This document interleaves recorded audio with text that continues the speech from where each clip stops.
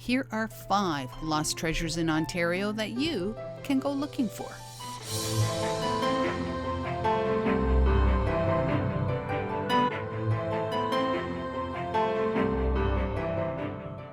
Jesse James was an American outlaw of the late 1800s. He's most famously known for being a member of the infamous James Younger Gang.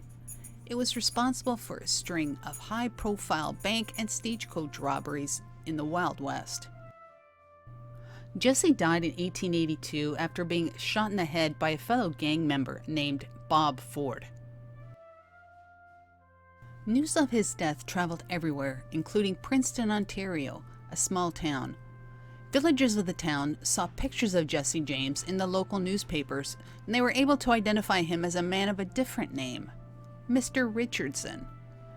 Ever since then, people believe that Jesse James retreated to Princeton under the fake name to escape the American authorities.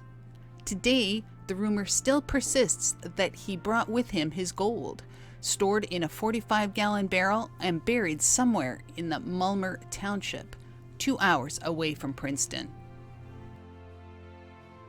In 1870, Jesse robbed a Wells Fargo train.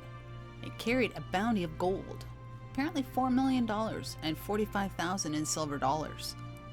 Legend suggests that Jesse and his band of outlaws had a lot of money to hide, and the authorities were hot on their trail.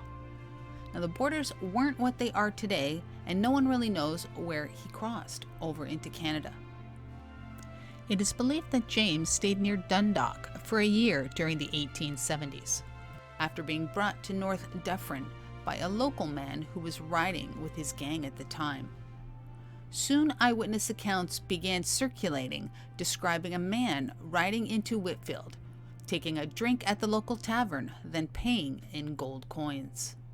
It is believed that Jesse James stayed on a farm located on the 10th Side Road in Mulmur. It was a brick farmhouse that included a small blacksmith shop. Legend has it that the treasure was buried in a 45-gallon barrel, topped with a large iron casing and covered with a large flat stone behind the blacksmith shop.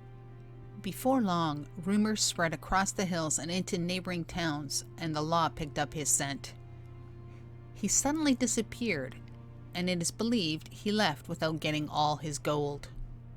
So, somewhere along the 10th Side Road between Mansfield and Masonville, you will find the farmhouse, and if you're lucky, very lucky, you may even find Jesse James gold.